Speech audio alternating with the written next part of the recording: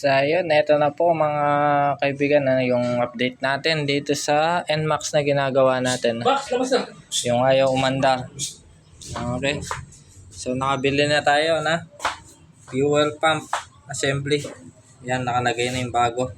Medyo mabigat lang sa bulsa, no? Pag nasiraan kayo ng fuel pump, nasa 4.8. Ito. Original po.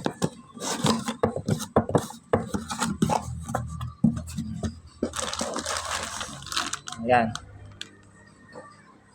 Yung luma.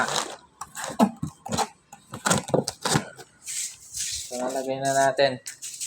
Bali, ganito po siya, no? Ayan. Open natin. Ayan. Susi. Ayan. Lakas. Sigurado, under na to. So, yun na naging issue niya. Fuel pump. Sa mga hindi pa nakakaalam na sa mga baguhan.